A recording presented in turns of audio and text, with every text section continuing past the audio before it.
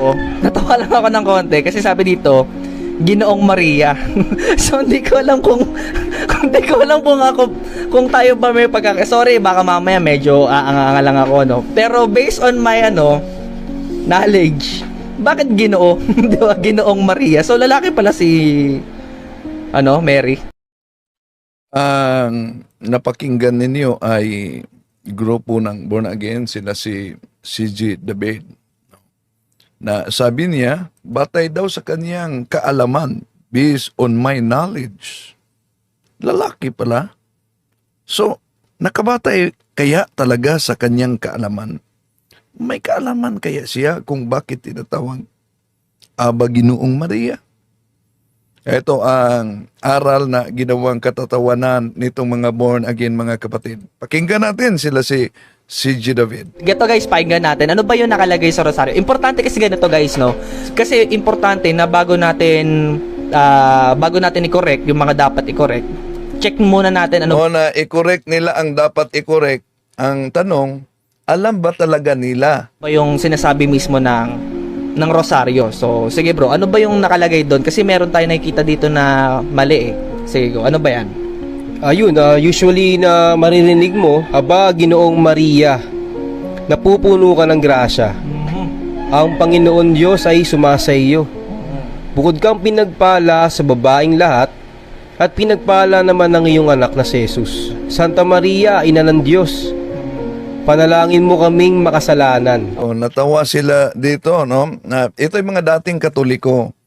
Pero, natural na lamang, lalo na pag mapasok ka ng virus sa maling pananampalataya sa sola scriptura, magiging katawa-tawa talaga ang resulta, lalo na pag wala kang background sa pananampalataya. At kahit nga si Eli Soriano, ginawang katatawanan niya noon, di ba? Bakit Aba Ginoong Maria? Bakit Ginoo? Maraming mga Katoliko din na mahirapang magpaliwanag niyan. Babae si Maria, ginawa niyang Ginoo. O sige, ating tatalakayin yan.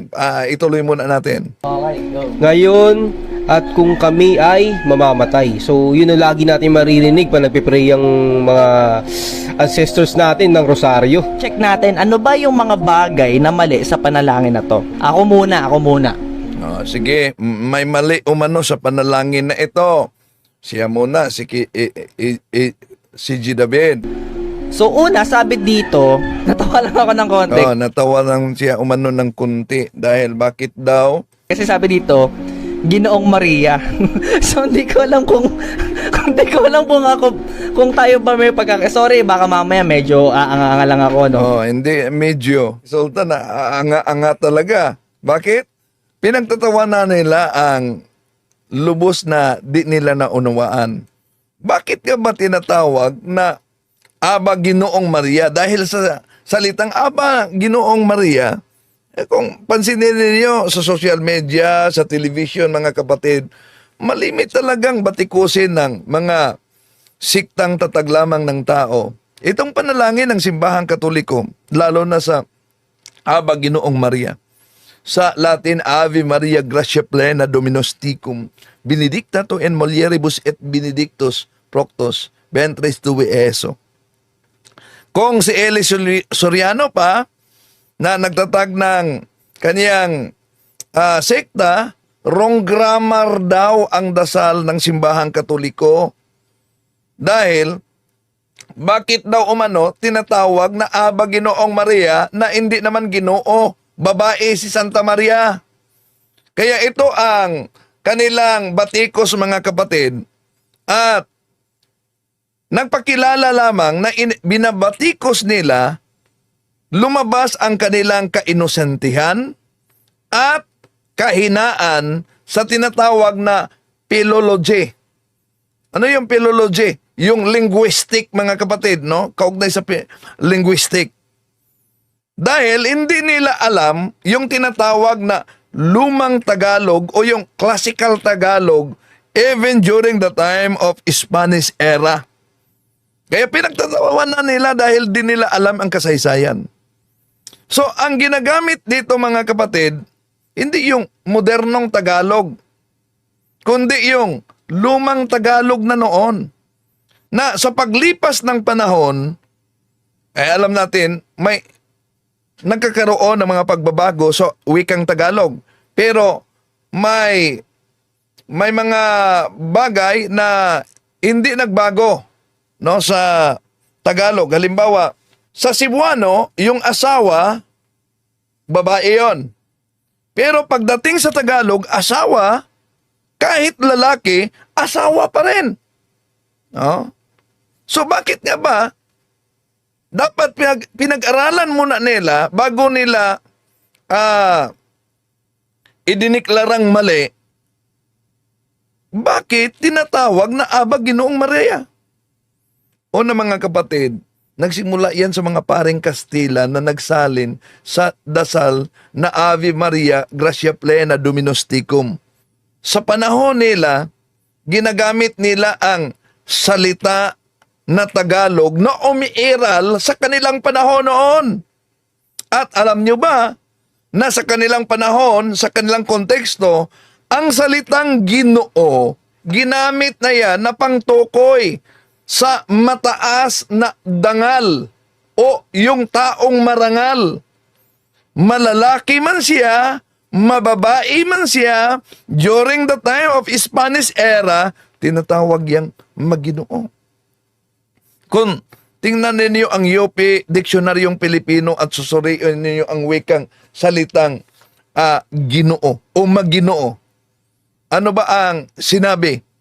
Malinaw yan. Na ang sabi diyan ay pagbigay galang sa taong mataas ang dangal, babae man o lalaki.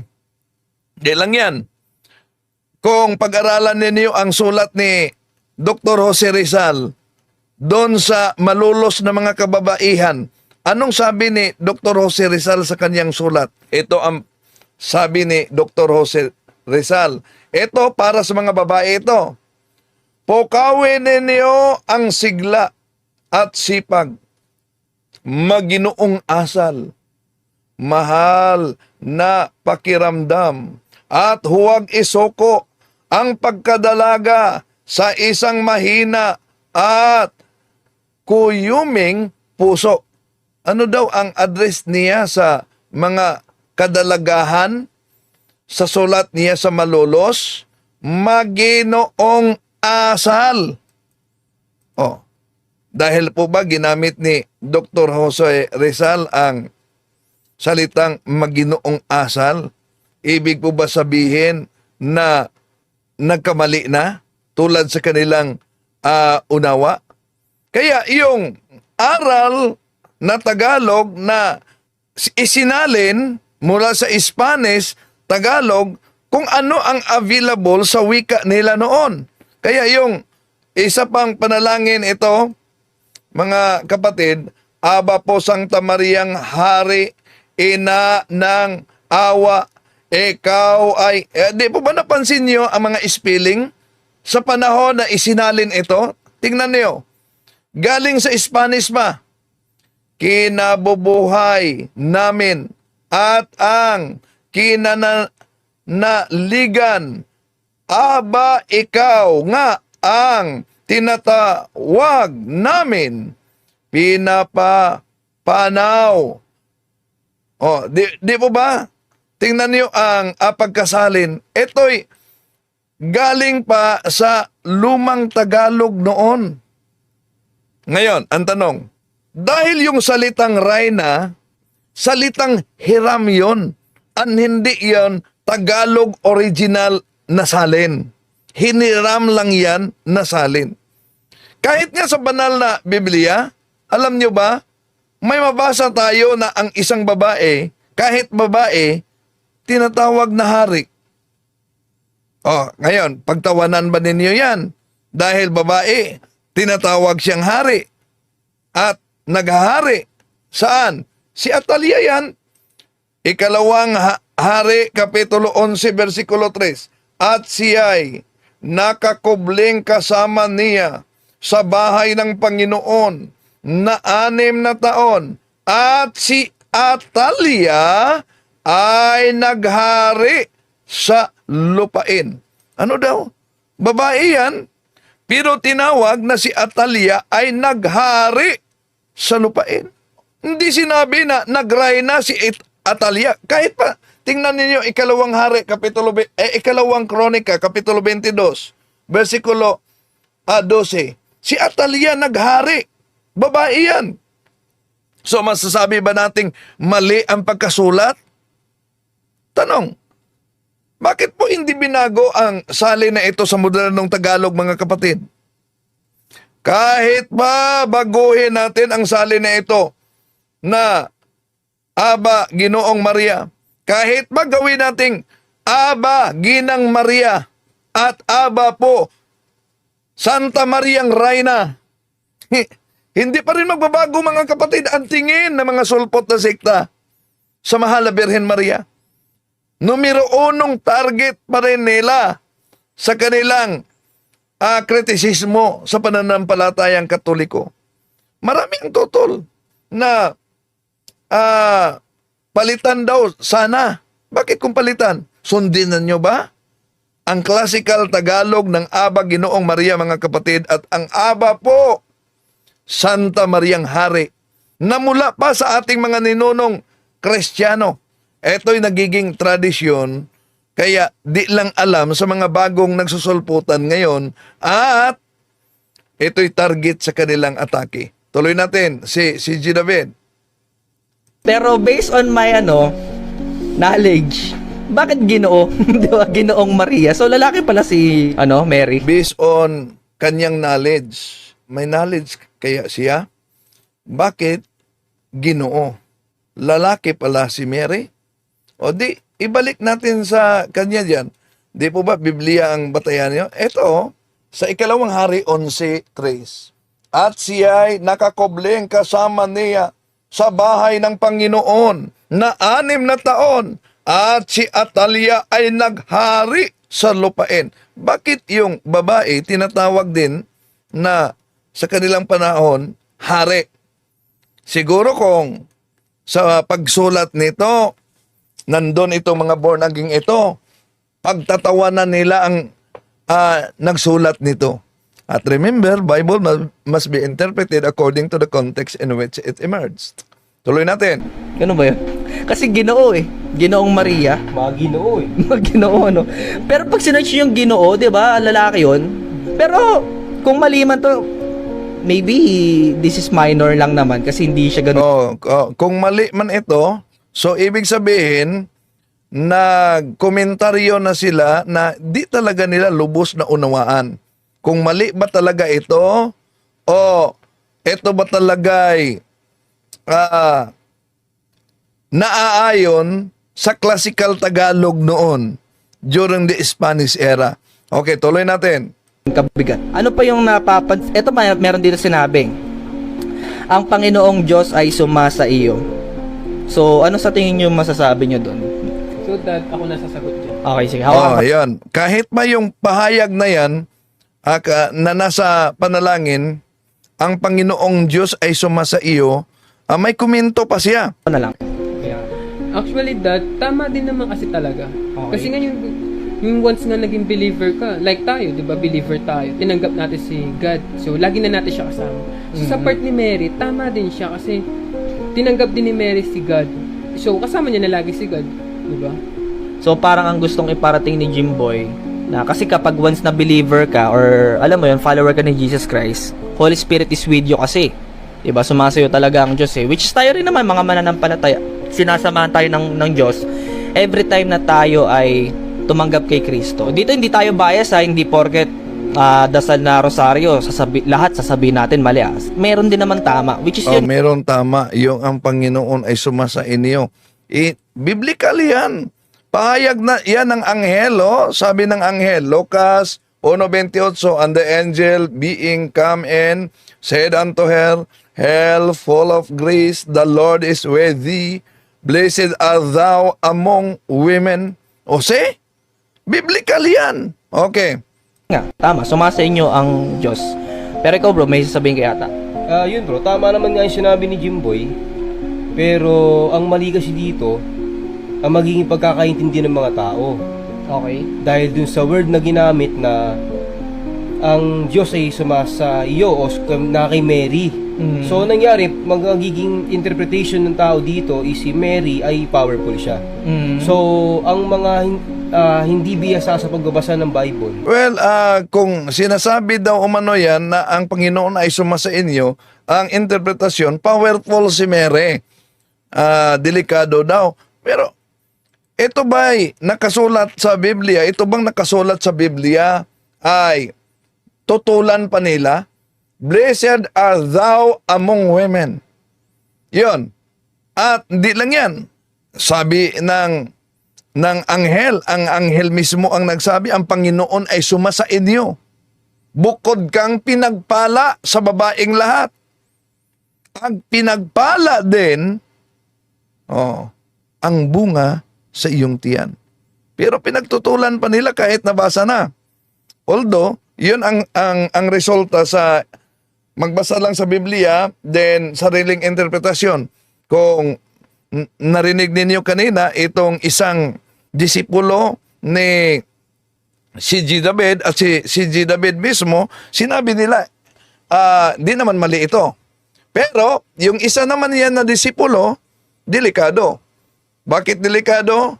Lalabas daw umano na makapangyarihan si Santa Maria. Okay, tuloy natin. ang magiging pagkakaintindi nila, Diyos din si Mary. Which is hindi siya Diyos. Ayun, tama. Kasi ang sinabi dyan, ang Panginoong Diyos ay sumasa iyo. Parang Ito naman, nagbalingbing si CJ dito. Sabi niya hindi mali. Pero ngayon, nang narinig niya yung disipulo niya, parang siya na ang naging disipulo ngayon. Dahil sabi niya, oo, tama. Dahil lang sinabing, ang Panginoong Diyos ay sumasa inyo, ano daw, parang naging Diyos na din si Santa Maria. Si Mary ay powerful siya. So, ang mga hindi biyasa sa pagbabasa ng Bible, ang magiging pagkakaintindi nila, Diyos din si Mary. Which is hindi siya Diyos. ayun, tama. Kasi ang sinabi dyan, ang Panginoong Diyos ay sumasa iyo. Parang sounds like, grabe, si Mary powerful din kasi yung Diyos nasa kanya. Parang, So, di ba? Kung pansinin ninyo mga kapatid, nagbalingbing si CJ dito. Nauna niyang sinabi, hindi mali yon, tama yon. Di porke may mali sa rosaryo o mano, lahat na lang mali. Pero sabi niya na yung bahagi na yan tama. Ngayon, nang napakinggan niya itong isang disipulo niya, oo nga, no? Parang God na, Diyos na si Maria. O na, kahit pa sinabi ng anghel na ang Panginoon ay sumasa inyo, hindi ibig sabihin Diyos na si Santa Maria. At kahit yan yung pahayag ng anghel ay inulit nating mga Katoliko, hindi ibig sabihin na kinikilala nating Diyos si Santa Maria. Sa Our Catholic Faith by Monsignor Moro, ito mabasa natin sa pahina 123. Catholic do not believe that images may be worshipped, that the Blessed Virgin is equal to God. Yon ang official na aral ng Simbahang Katoliko na pinipilipit ditong iba't ibang mga sikta sa ating panahon ngayon. Tuloy natin. ganun no? Kaya lang, yun nga, tama yun. Kapag ka hindi mo naintindihan talaga, mamamali ka ng interpretation. Yan. Gets mo. Pag di mo maunawaan, di mo maintindihan, mamali talaga ang interpretasyon. Kaya, dapat makinig kayo sa teaching authority sa tunay na iglesia. Dahil, di po ba, sabi ng ating Panginoong Hesus ni San Pedro, John 20:17, Simon, do you love me? Feed my sheep. Ano ibig sabihin, feed my sheep? Sa Dewey Bible, Jeremiah chapter 3 verse 15, I will give you a pastor with all my heart, and they will feed you with knowledge and doctrine. Kaya, dapat makinig tayo. Hindi lang magbasa at i-interpret, dahil yun ang dahilan na sa pagbasa at mag-interpret, ang daming mga sikta na tatag lamang ng tao, katuparan San Mateo 24:24, nalilitaw talaga ang mga bulaang mga ngaral sa ating panahon. Ngayon, okay, tuloy natin. Delikado ka din. At ang worst pa dito, baka dahil ganun ang interpretation mo, baka mamaya si Mary sambahin mo din. Kasi nga isipin mo na si Mary ay Diyos din or Oh, yun ang mali, no? Na magiging unawa ninyo na si Santa Maria ay Diyos na rin. Kahit kailan, mga kapatid, hindi turo ng simbahang Katoliko na si Santa Maria ay Diyos. No? Pero, baka sabihin nila, bakit itinuturo ninyo na ina ng Diyos? Ituloy muna natin. grabe yung power niya na yung power ni God nasa kanya din, 'di ba? So, yun, ano pa yung sinabi dito? Basahin natin, guys, ha. Aba, Ginoong Maria, napupuno ka ng grasya, ang Panginoong Diyos ay sumasa iyo, bukod kang pinagpala sa babaeng lahat. So, ayun kaya, yung bukod kang pinagpala sa babaeng lahat. Bukod kang pinagpala sa babaeng lahat, di ba nabasa nila si Gian? Napahayag yan ng anghel. Blessed are you among women. Eto, Lucas Kapitulo 1, versikulo 28. Tutulan pa ninyo yung nasaulat? Blessed are thou among women. Bukod kang pinagpala sa babaeng lahat. Pagkatapos nakasulat yan, pahayag yan ng anghel. Tutulan pa ba ninyo yan? Kaya nga, kahit na yung pahayag ng Mahal na Birhen Maria na tinupad ng Simbahang Katoliko, Lucas Kapitulo 1, versikulo 48, mga kapatid. Sapagkat nilingap niya ang kababaan ng kanyang alipin. Sapagkat narito, mula ngayon, ay tatawagin akong mapalad ng lahat ng haliling lahi. Yun ang sinabi ng Mahal na Birhen Maria. Sino ba yung tumatawag na mapalad? Di po ba Simbahang Katoliko? Lahat na haliling lahi. Diyan sa Biblia, 2 uri ng haliling lahi. Sa Henesis Kapitulo 3, versikulo 15, may lahi ng ahas na kakagat sa babae at may lahi ng babae. At yung lahi ng babae, yun ang sinasabi sa Lucas Kapitulo 1, versikulo 48, mga kapatid, sa pamamagitan ng rosaryo. Sapagkat nilingap niya ang kababaan ng kanyang alipin. Sapagkat narito, mula ngayon, ay tatawagin akong mapalad ng lahat ng haliling lahi. So, napakalinaw dyan, mga mahal na kapatid, no? At hindi lang yan. Kung gamitin natin ang tinatawag na ang Biblia sa mga protestante, anong mabasa natin? Ito, unang Juan 5:8. Ang sino mang nananampalataya na si Jesus ay siyang Kristo, ay ipinanganak ng Diyos. At ang bawat umiibig sa nanganak ay umiibig din naman sa ipinanganak niyaon. Napakalinaw yun, mga kapatid. Kaya, itong mga born again, paano nila masasabing iniibig ko? Iniibig namin ang Panginoong Hesukristo. Ngunit, di namin matanggap ang kanyang ina. Okay, tuloy natin. Lahat. Parang ano din, no? Parang si Mary talagang sa lahat ng babae siya ang pinaka, so parang hindi pantay-pantay pala yung babae sa paningin ng Diyos, no? Kasi malino naman sa atin na si Mary tao lang din siya, instrument. Totoo naman na si Santa Maria tao, pero tutulan ba ninyo ang nakasulat sa Biblia? Nakasulat yan sa Biblia, imagine. Di nyo ba yan alam, mga born again? Napahayag yan sa anghel. Yung anghel hindi yan nagsalita ng sarili niya. Inutosan yan ng Diyos. Blessed are you among women. Okay. Lang din siya ni God para ipanganak yung laman ni Jesus, 'di ba? So, kaya lang, sige, lagpasan siguro muna natin to, no? Bukod kang pinagpala sa babaeng lahat, at pinagpala naman ang iyong anak na si Jesus. Santa Maria, Lagpasan lang daw. Hindi mo nilagpasan. Kinomentaryuhan lang, mali lang. Okay, tuloy natin. ina ng Diyos, ipanalangin mo kaming makasalanan. Yun, ito. Siguro, Ayan, ito. Oh, mali na naman daw. Ipanalangin mo kaming mga kasalanan. Bago yung ina ng Diyos. Ano gusto niyo? Huwag mo kaming ipanalangin mga makasalanan. Yun ba gusto ninyo? Kung mali yun, muna sagot dito. Sa akin, medyo mali yun. Ipanalangin medyo mo kami. mali. Kumbaga, So, ibig sabihin, di siya sigurado na mali ba? Dahil ang ginagamit niya, medyo mali. Kaya may kasabihan tayo sa Cebuano pa, pag sure oy, dahil di pa niya sigurado, mali ba? Medyo lang mali para sa kanya. ito prayer to eh. Ipanalangin mo kami. Nagpe-pray ka kay Mary. Oo, tapos, At ang prayer mo kay Mary, ipag-pray ka ni Mary kay God. tapos, bawal ba yun? Di ba?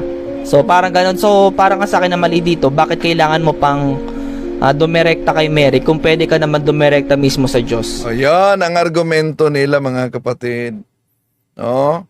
Na kung ikay katoliko at mahirapan ka na ipaliwanag yan, o nga ano, bakit kailangan na dadaan pa tayo sa Mahal na Birhen Maria at mga santo kung pwede namang diretso doon sa Diyos?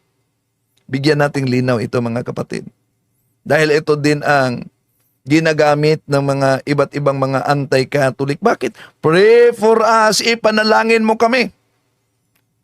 Una, nagdasal tayo sa mga banal. Hindi para sa kanilang kapangyarihan, kundi nanalangin tayo sa mga banal, mga kapatid, upang tayo ay ilapit, upang tayo ay idalangin sa Diyos. Bakit? Kailangang idaan natin sa mga banal, lalo na sa Mahal na Birhen Maria, kung pwede namang idirekta natin sa Diyos. Yun ang argumento ni si G. David. Pero ito ang sagot, kapatid. Lagi po nating tandaan na isa sa mga bagay na nagpapalayo natin sa Diyos ay ang ating kasalanan. Ano sabi sa Isaias Kapitulo 59, versikulo 2? Ang masasama ninyong gawa, ang dahilan ng pagkawalay ninyo sa Diyos. Nagkasala kayo, kaya hindi ninyo siya makita at hindi niya kayo marinig. Napakalinaw mga kapatid. Isaiah 59:2. Hindi tayo marinig, hindi tayo makita dahil sa ating kasalanan.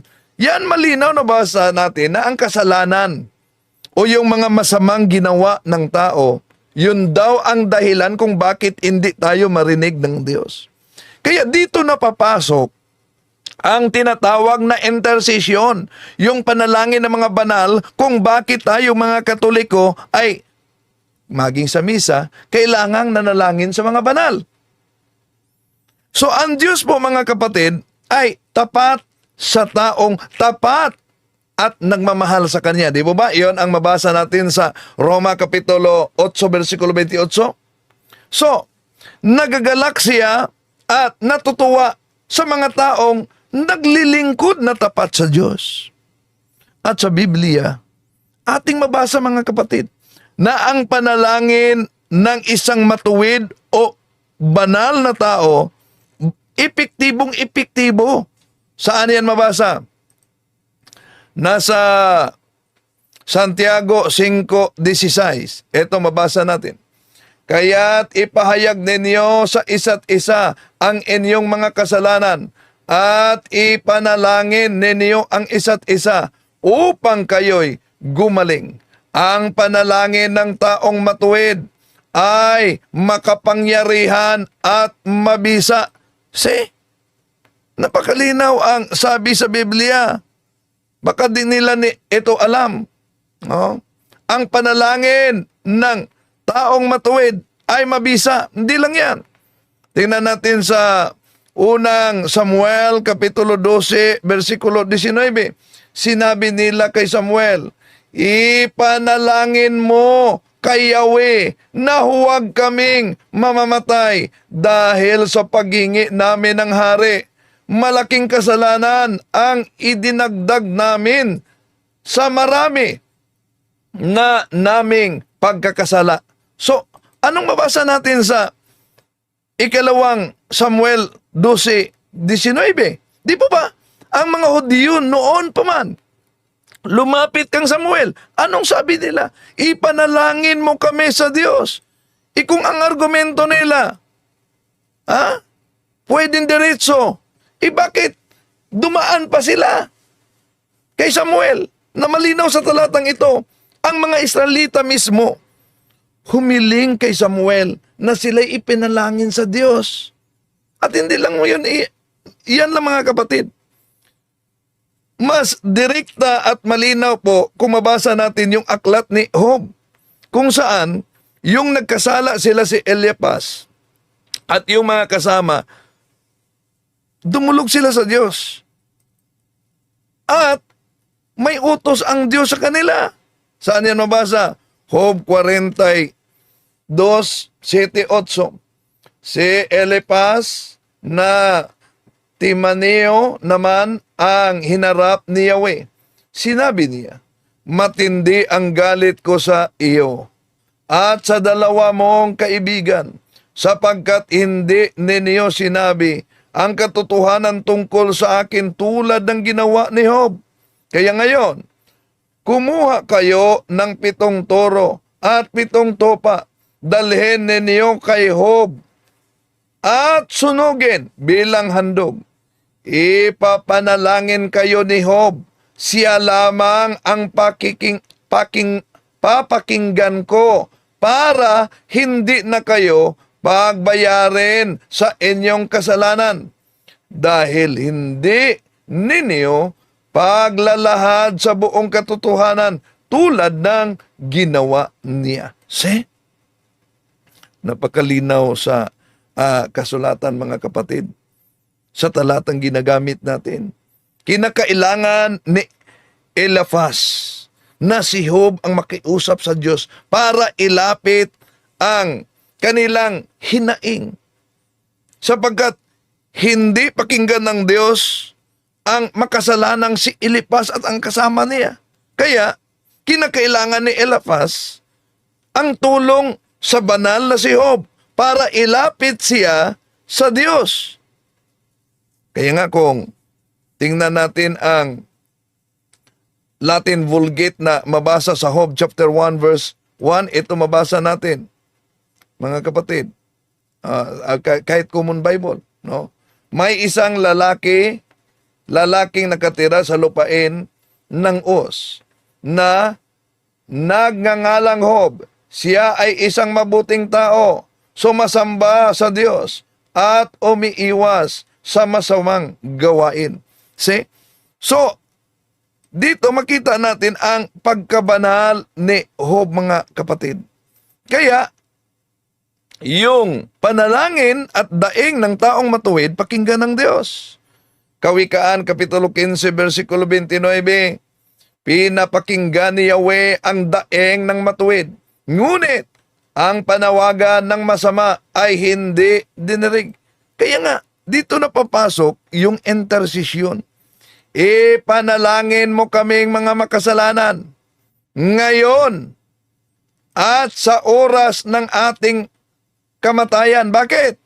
Nakalimutan ba nila yung nangyari sa kasal sa Kana na naubusan ng alak? Sino ang nakakita sa pangangailangan? Di po ba si Santa Maria ang nakakita? At yung pangangailangan na yon ay dinala niya sa kanyang anak na si Jesus. Ito ang Juan Kapitulo 2, versikulo 3. Naubos na ang alak. Kaya't sinabi ng ina ni Jesus sa kanya, anak, wala na silang alak. Oh. So anong sabi ng ating Panginoong Jesus dito? Di po ba sabi ng ating Panginoong Jesus na di pa umano nakarating ang tamang pagkakataon? Pero kahit di pa nakarating umabot ang tamang pagkakataon, Ngunit, ang kanyang ina ang nakiusap sa kanya, ang napatunayan na ang kanyang ina, kung ito'y lumapit at makiusap kahit hindi pa panahon, ay di pwede niya na ayawan. Kaya nangyari na nagawa yung unang milagro sa kasal ng Kana, Juan Kapitulo 2, versikulo 9.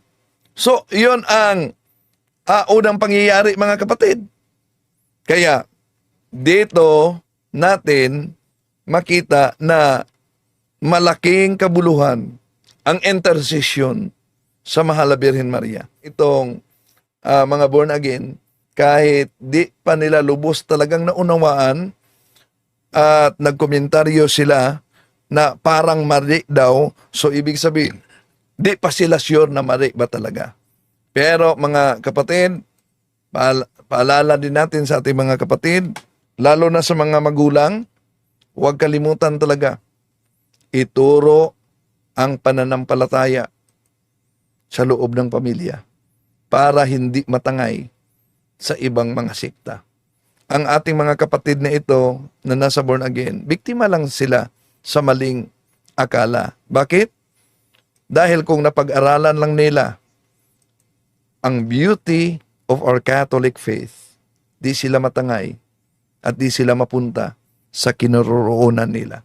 Kaya, ang ating mahal na Birhen Maria sa pagpakita kay Santo Domingo, sabi niya, pray the rosary.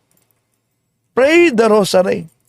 At ayon kay St. Louis de Montfort, praying the rosary alone is effective, but praying the rosary together with the family is very effective because it is an army attacking to the demons.